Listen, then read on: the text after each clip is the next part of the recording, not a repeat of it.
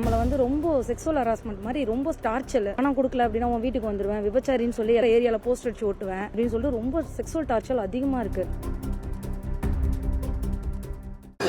Advocate Kannan பிரபுன்னு சொல்லிட்டு financial வரவு செலவு இருந்தது. ரெண்டாவது நம்மளை வந்து ரொம்ப செக்ஸுவல் ஹராஸ்மெண்ட் மாதிரி ரொம்ப டார்ச்சர்.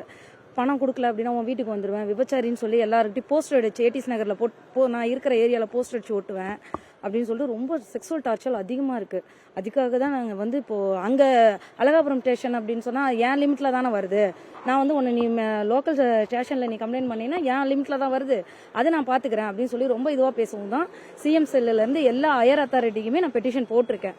அதுக்கான விசாரணைக்கு தான் இன்றைக்கி நான் இங்கே வந்திருக்கேன்.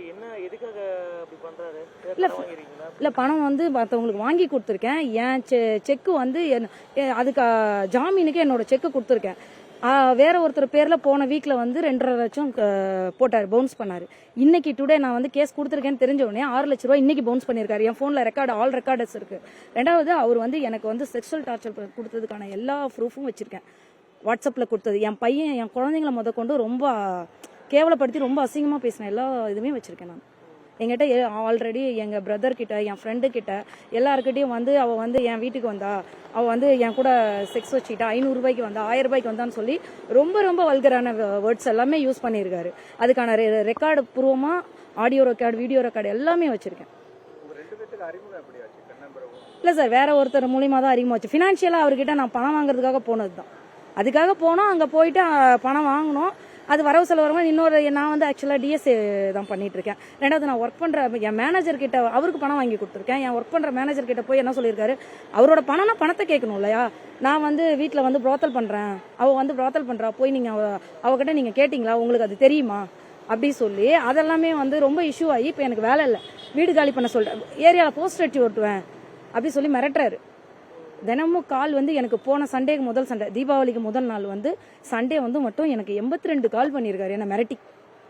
எல்லாமே ஆகட்டும். ரெண்டாவது வந்து அதான் உன்னை வந்து நீ வந்து எனக்கு எல்லா பணத்தையும் நான் கரெக்டாக பண்ணலை அப்படின்னா உன் வீட்டுக்கு ரைடு விடுவேன், உன் வீட்டுக்கு நான் ரைடு விடலை அப்படின்னா அப்படி சொல்லி எனக்கு போட்டு எனக்கு மெசேஜ் போட்ட ரெக்கார்டு என்கிட்ட இருக்கு. எல்லா ரெக்கார்டும் ஆல்ஸ் ரெக்கார்டு வச்சிருக்கேன். நான் ஆட்டோ வாய்ஸ் ரெக்கார்டு. அவர் எனக்கு ஃபோன் பண்ணி உன்னை இன்னைக்கு ஈவினிங்குள்ள நான் என் பையனை பத்தி தப்பா மெசேஜ் போட்டார், அதுக்காக நான் ஃபோன் பண்ணேன். இந்த மாதிரி மெசேஜ் எல்லாம் போடுற வேலை வச்சுட்டீங்கன்னா மரியாதை கட்டணும் அப்படின்னு சொல்லி நான் மெசேஜ் போட்டது. ஃபோன் பண்ணி பேசினதுக்கு அவர் சொன்ன விஷயம் என்னன்னா, இன்னைக்கு ஈவினிங்குள்ள உன்னை வந்து நான் வந்து இதுல பிராத்தல் கேஸ்ல நான் உள்ள வைக்கலன்னா கிடையாது அப்படி சொல்லி பேசியிருக்காரு. அதுக்கான ரெக்கார்டு என்கிட்ட இருக்கு. சார் நான் வட்டிக்கு வந்து நான் வாங்கினது 30,000. ஆனால் அவர்கிட்ட வெளியில் வந்து நான் 3-4 லட்ச ரூபா வாங்கி கொடுத்துருக்கேன்.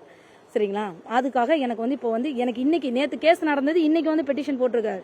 என்னோட செக்கை வந்து பவுன்ஸ் பண்ணியிருக்காரு. 6 லட்ச ரூபா 7 லட்ச ரூபா வரும் சார். எல்லாரும் மற்றவங்களுக்கு வாங்கி கொடுத்துருக்கேன், நான் வாங்கல. 6-7 லட்ச ரூபா வாங்கி கொடுத்துருக்கேன். இப்போ கேட்கறது வந்து அவர் வந்து எனக்கு வந்து 8.5 லட்ச ரூபாய்க்கு செக் பவுன்ஸ் பண்ணியிருக்காரு.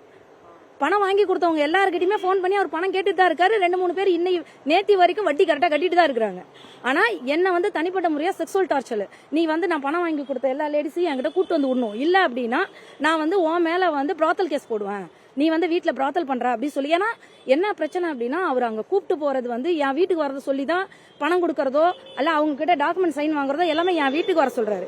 நீ என் வீட்டுக்கு வந்த, எங்க அண்ணன் கிட்ட சொல்லியிருக்கான், நீ வந்து அவர் வீட்டில் போய் நான் பணம் வாங்கிட்டு வந்துடும், நீ என் வீட்டுக்கு வந்த அப்படி சொல்லி அந்த பிரச்சனை தான் இப்போ. இல்ல அவர் மேல செக்ஸுவல் டார்ச்சர், உமன்ஸ் ஹராஸ்மெண்ட்ல தான் கேஸ் கொடுக்க வந்திருக்கேன் நான். சார் நான் வந்து 4 செக் கொடுத்துருக்கேன். அதாவது எல்லாருக்கும் ஜாமீனுக்காக நான் 4 செக் கொடுத்துருக்கேன். அதுல வந்து 2 செக் ஆல்ரெடி பவுன்ஸ் போட்டாச்சு. 2.5 லட்சத்துக்கு ஒண்ணு போன வீக்ல போட்டாரு. டுடே வந்து 6 லட்சத்துக்கு போட்டிருக்காரு. அது வந்து அந்த 2.5 லட்சம் வேற யாரோ ஒரு அவங்களுக்கு ரிலேட்டிவா யாருன்னு தெரியல, அவங்க மேல போட்டிருக்காரு. இன்னைக்கு கொடுத்த 6 லட்சம் வந்து அவர் பேர்ல தான் எனக்கு பவுன்ஸ் ஆயிருக்கு. செய்திகளை உடனுக்குடனும் துல்லியமாகவும் தெரிந்து கொள்ள சப்ஸ்கிரைப் பண்ணுங்க.